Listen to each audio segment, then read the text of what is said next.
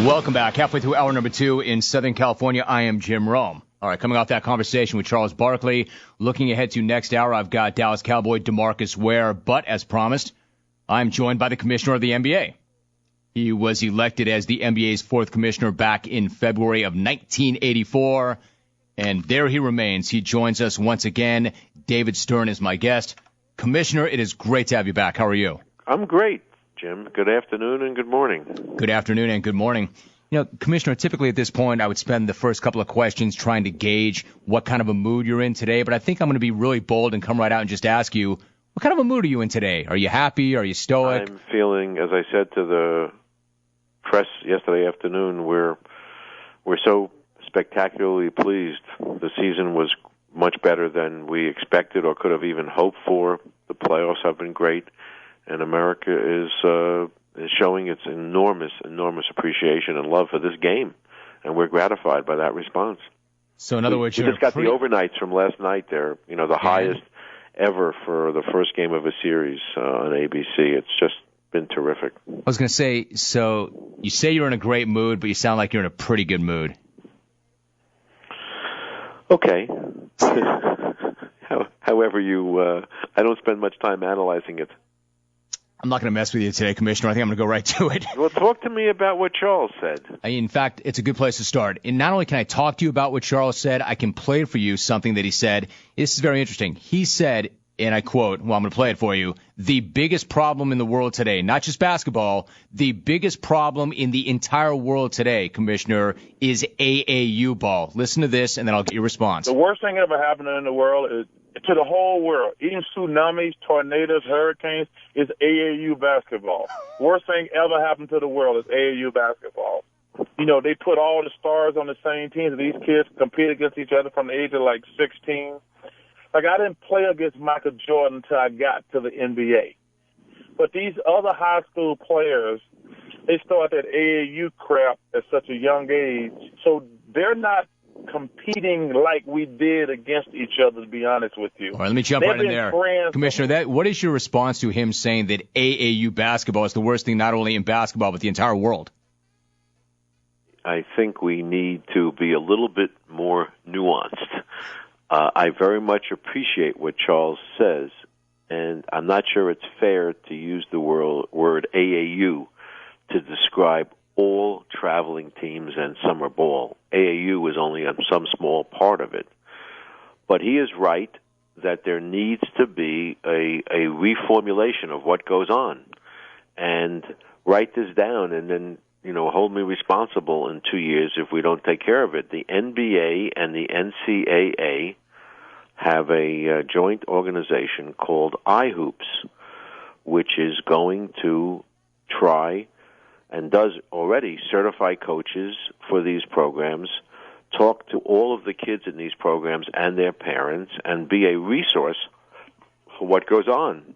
We also are trying to solicit and have solicited and gotten the cooperation in a preliminary way of the athletic shoe companies, because they are very much invested in these summer programs. Both Adidas and Nike have been big supporters of us getting involved in this. And so I think that Charles has a point, but I think that we need, all of us who are responsible in basketball have to look at this. And one other thing, I think there's another thing it might even be worse than the point of Charles, and that is that there are youngsters who are 12, 13, 14 years old, and they are playing more games in the summer than their bodies can take. And we all in the basketball community have to be looking at that part of the problem as well. So I'm with Charles generally. I think it's overbroad. I don't think it's particularly fair to the organization known as the AAU. But he's raising a proper alarm. NBA Commissioner David Stern joining us. One more thing he said.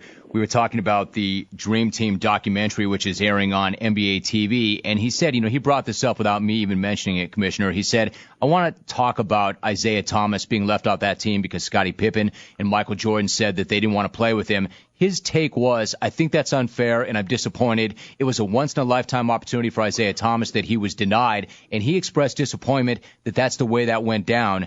Is that the way you remember it, and is that the way it went down? Was he blocked from that team because the Bulls didn't want him? I honestly can't speak to that. I don't know. I don't remember. I was less involved in USA basketball and its machinations than I am now. So I can't tell you what the exact selection process was. Can you say who made the call at that time? Whose decision was that? The ultimate call was the head of USA Basketball, who was Dave Gavitt. And, he and the board at the board at that time. It was a different kind of an organization than it is now. And I just don't know what was happening then. Fair enough. If you had to put yourself in that position, how would you have handled that? I would have had Isaiah on the team. You would? He's one of the great talents, Hall of Famer, who had 2 championships and was on the cusp of a third, and he played that position in some ways like no one else ever played it or has since. He's one of our great players. NBA Commissioner David Stern joining us. You see OKC, which is a tremendous success story, which I know you take a great deal of pride in. They're playing great basketball. They're great young talent, great community. I can't handle it here, Jim. How come? Because they're being too nice to me. Don't you like when people are nice to you? I'm just not used to it. Well, you know what you could do. I'll tell you what you could do if that bothers you. You could get on a plane and go to Seattle. Yeah, well, I tell you the truth. I hope someday to do that too. I wouldn't do it this week. Well, I don't know. I think that Oklahoma City had this, you know what they did here? They not only had a building that was NBA ready, they spent $125 million to make it more NBA ready and do all of the improvements for it so it would be a first-class major league arena. And good for them for having done it. It was sad that we couldn't have such an arena in Seattle, but the mayor and I met, the mayor of Seattle, this past week. I guess it was last week. No, it was this week. It was Monday, wasn't it? Monday. The days are coming together. And they have plans for a new building, so we'll see where that goes. Is that going to go anywhere? It sounds like it is. It always takes a process of permitting and negotiations and actually finding a team if there is one.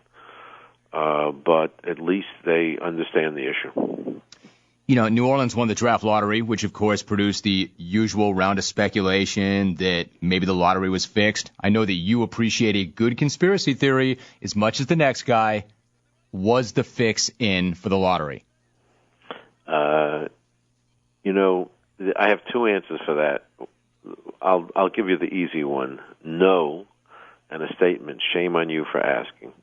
I understand why you would say that to me, and I wanted to preface it by saying it respectfully. I think it's my job to ask because I think people wonder. No, it's ridiculous, but that's okay. I know that you think it's ridiculous, but I don't think the question is ridiculous because I know people think that. Stop beating I'm your not wife saying yet? I'm not saying that I do, but I think it's my job to ask you that. Have you stopped beating your wife yet? Yeah, I don't know if that's fair. Why is that? Because I think that and I know you read your emails, and I'm sure you follow things virally and on Twitter. People really do think it, whether it's fair or not. Well, they think it because people. You don't think the question's fair to ask if your fans think it? Silly questions. I expect it to be written about, and I commented last night at my presser that there was one guy who I won't dignify by naming says, I have no reason to know anything, and I don't know anything, but I tell you I believe it's fixed. Okay, that's good. Why is that? Well, because this team won it, and if that team won it, it would have been fixed also, and if that team won it, it would have been fixed also, and if every team was invited to have a representative there, and if there were 4 members of the media there, and if Ernst & Young certified it, you still think yes. So I guess I think 2 things. Which response to this? I think 2 things. Number one, I don't think so. And I'm not covering myself. I don't think so. But I think by asking the question, it would not suggest that I think so. But the one thing I would say, the league does own the team, does it not? Yes. Does that not make the question fair? I don't think so. Number one, we sold it. We're going to close this week. We already have established our price.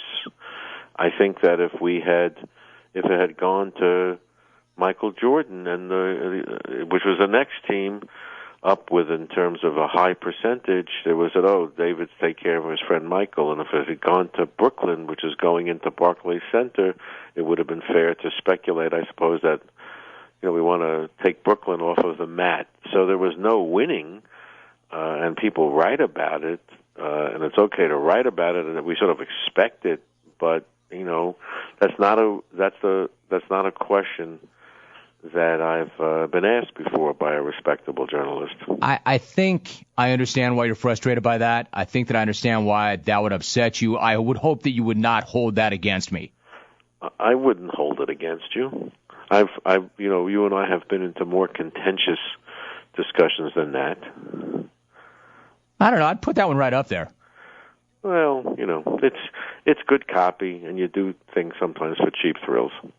I did not do that for a cheap thrill. That's not what that was. Well, it sounded like it. No, not at all. That's my point. That's where you and I, that's our point of disconnect. That was not a cheap thrill, and I was not throwing anything against the wall, and I was trying to be as respectful as possible. I'm just saying that people wonder about that. And I don't want to ask you a question by, here's what I don't want to do. I don't want to say, hey, Commissioner, people would say, because I'm going to ask a direct question. But people did wonder. But that was not a cheap thrill. Well, I got no thrill out of that. It's a cheap trick. No, flopping is a cheap trick. No.